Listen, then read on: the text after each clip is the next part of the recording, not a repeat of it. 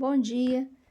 Vamos agora seguir com os módulos de infecção do trato urinário, uma nova abordagem terapêutica, falando especificamente sobre a infecção do trato urinário complicada.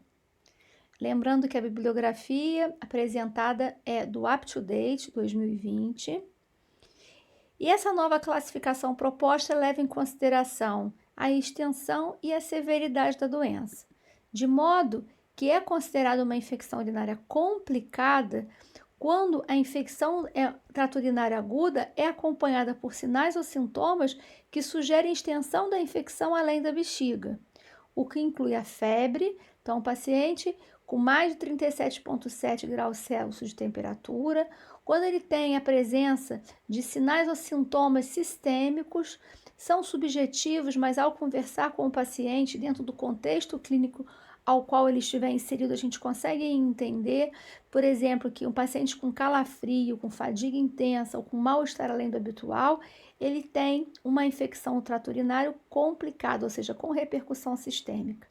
Da mesma forma, a presença de dor no flanco ou ao exame físico, sensibilidade do ângulo costo-vertebral, também o coloca como tendo infecção urinária complicada. Da mesma forma, um homem também com dor pélvico ou perineal, eu não vou considerar ele como tendo cistite, mas sim tendo uma infecção urinária complicada, porque isso tem implicação terapêutica.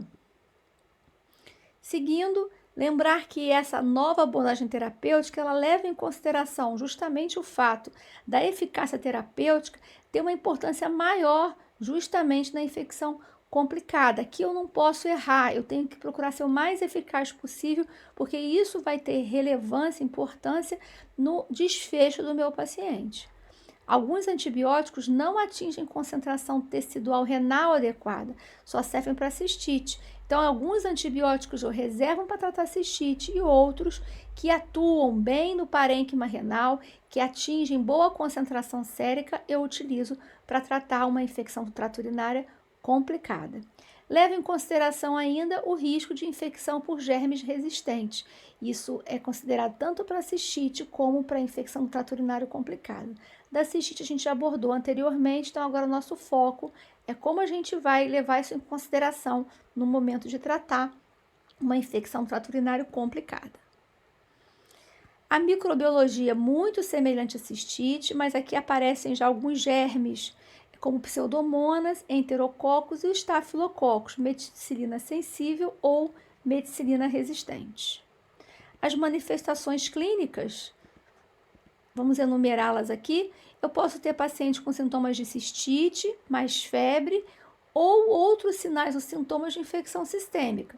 Então, se ele tem um quadro de cistite, mas tem febre, ou tem, por exemplo, uma fraqueza intensa, tem calafrios, eu já o considero como tendo uma infecção complicada e não somente cistite.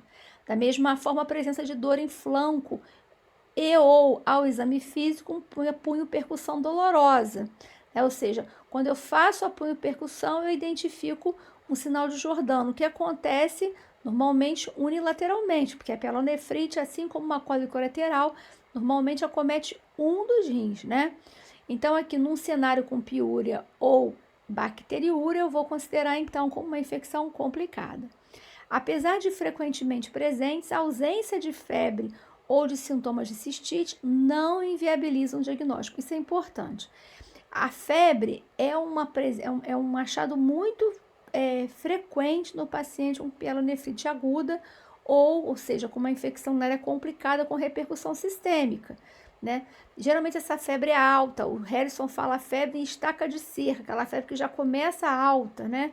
Frequentemente associada a calafrios, mas se ela tiver ausente não inviabiliza o diagnóstico, tá? Assim como cistite, sintomas de cistite podem ou não estarem presentes, podem ou não anteceder o diagnóstico de infecção do trato urinário complicada. Interessante falar que o paciente com bexiga neurogênica e trauma raquimedular acima de T6 costumam ter um quadro diferente, um quadro clínico, na verdade, de exacerbação simpática, que a gente chama de disreflexia autonômica, cursando com cefaleia, hipertensão, com hiperemia da pele, da face, do pescoço, né, e uma sudorese profusa.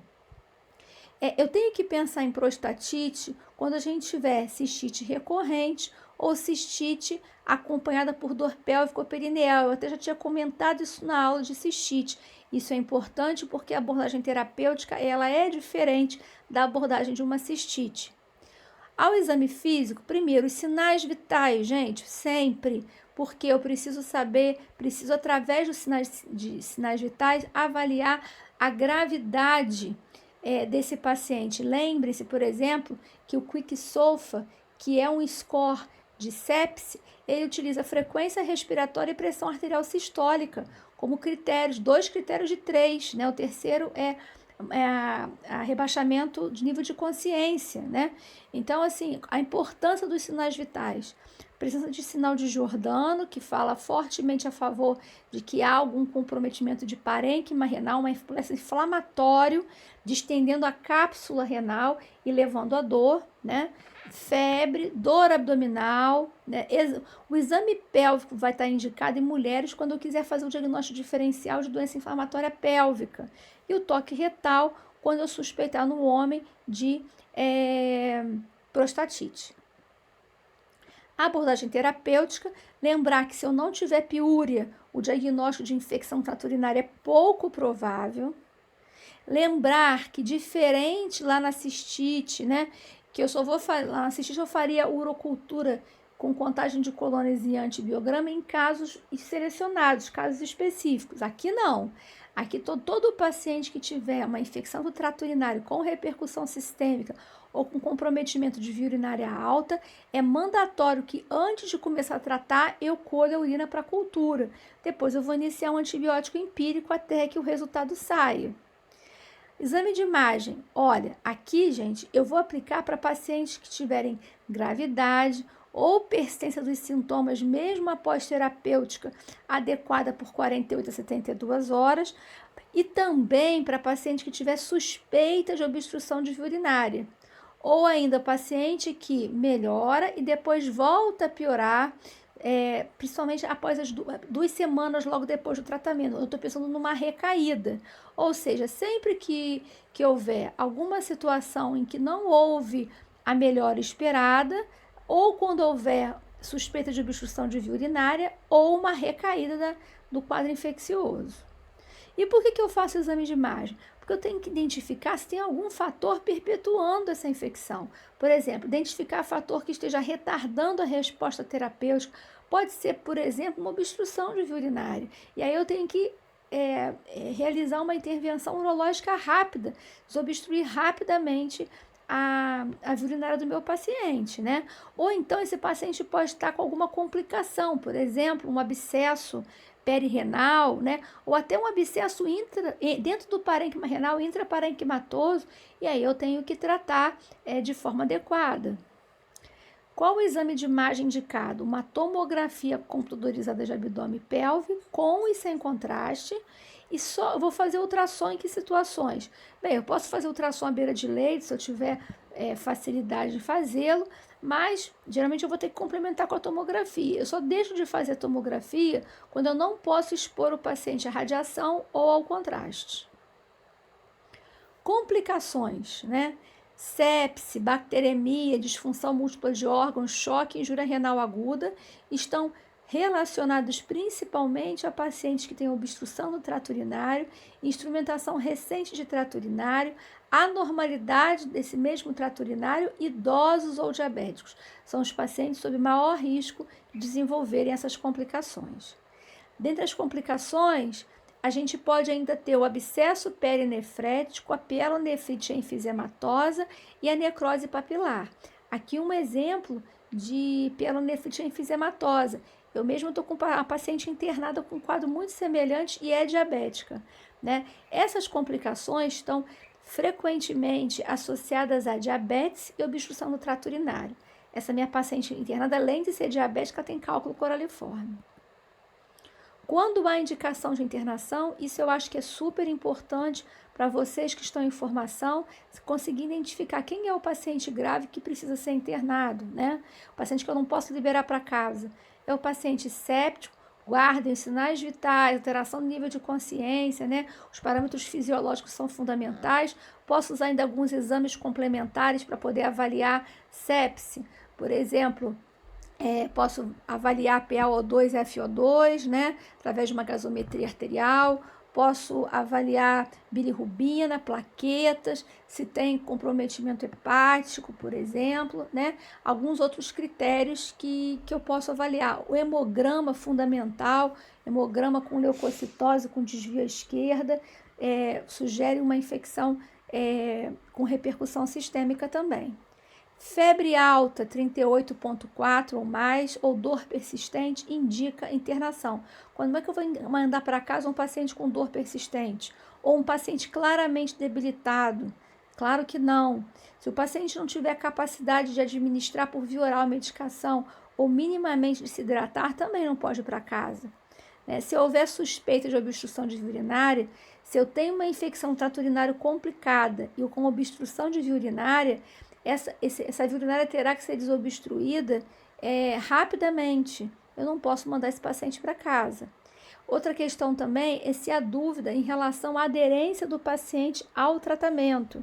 Então, um paciente, por exemplo, usuário de droga, um etilista inveterado, um paciente idoso que mora sozinho, ou então que divide a sua casa com outro paciente idoso, né? E que às vezes tem paciente idoso que consegue se autogerir, né? Ajudar, inclusive o outro idoso, mas alguns têm mesmo dificuldade, né? Então a gente tem que levar isso em consideração, uma questão social também que tem que ser avaliada. Lembrando que, se eu tiver um paciente com um quadro leve a moderado, eu posso até tratar ambulatorialmente, fazendo a primeira dose de antibiótico no pronto atendimento e passar antibiótico oral para casa. Mas esse paciente eu vou ter que fazer um acompanhamento, né? Se eu trabalho no pronto atendimento, lá no pronto-socorro, não vou ter como acompanhá-lo, orientá-lo a procurar um médico assistente para que faça o acompanhamento e avalie se realmente ele vai poder completar o antibiótico por via oral para casa, né? Agora, isso aqui que eu acho que é fundamental, eu coloquei em vermelho, porque eu quero que vocês guardem isso. Se eu tenho um paciente grave, eu tenho de acertar. Pelo menos eu tenho que fazer o máximo para acertar. Por isso, um paciente internado com gravidade, séptico, mostrando piora clínica ou ainda com evidência de obstrução de via urinária, eu tenho que tratar empiricamente com carbapenem com antipseudomonas. Aí eu posso escolher imipenem ou meropenem, né? Que vai cobrir germe produtor de ESBL. O que é ESBL? É uma beta-lactamase de espectro estendido, ou seja, eu vou cobrir aqui germe potencialmente resistente a beta-lactâmicos. E vou cobrir pseudomonas também. E vou associar vancomicina para cobrir Staphylo aureus e enterococos. Isso, gente, enquanto eu aguardo o resultado da cultura. Quando a cultura chegar, eu posso fazer um antibiótico com espectro mais estreito, mas eu começo com um esquema antibiótico de espectro bem alargado, né? E tem indicação de realizar o exame de imagem em caráter de urgência, para você avaliar se tem, por exemplo, obstrução de via urinária, se tem que resolver isso logo, tá bom, gente? Bem, aqui é um esquema para tratamento ambulatorial, então um paciente que não vai ser internado, mas que tem infecção trato urinário complicada. Lembrar que eu tenho que fazer a cultura, né, urocultura com contagem de colônia e antibiograma e o GRAM. O GRAM me ajuda a saber se eu estou lidando com uma paciente com uma bactéria gram negativa ou gram positiva, então me ajuda bastante, né? E antes de fazer qualquer coisa, colhe a urina e manda para a cultura, tá certo? E aí a primeira pergunta que eu faço, há suspeita de germe gram-negativo multiresistente? Eu coloquei isso no primeiro módulo para vocês. Quando é que eu suspeito de um germe gram-negativo multiresistente? Quando esse paciente viajou nos últimos 3 meses para um país com alta taxa de prevalência de germe multiresistente, como Espanha, México, Israel e Índia, ou quando nos últimos 3 meses ele fez um exame de urina que mostra um germe multiresistente, quando nos últimos 3 meses ele esteve internado, ou nesse mesmo período ele usou um antibiótico de amplo espectro, por exemplo, uma cefalosporina de 3ª ou 4ª geração, o Bactrim ou uma quinolona, né, uma fluorquinolona. Nessas situações, o suspeito de germe gram-negativo multiresistente, tá? Se não, eu não vou suspeitar. Se eu não suspeito, o que eu pergunto? Há alguma contraindicação ao uso de quinolona? Por exemplo, paciente tem alergia, intolerância ou interação com droga em que o uso, algum medicamento que o paciente usa que possa interagir com quinolona e que não possa ser substituído. Bem, sim ou não? Ah, não tem esse problema. Eu pergunto, aonde eu trabalho, né, na comunidade onde eu atuo, existe uma alta prevalência de resistência à quinolona? Preferencialmente se há alguma comprovação, algum estudo microbiológico. Se não, aí vai ficar uma impressão, isso não é o ideal, né? Mas se houver essa evidência, né, que essa resistência é maior que 10%, o que eu vou fazer? Eu vou para cá. E se não houver? Se não houver, eu vou tratar com quinolona oral mesmo.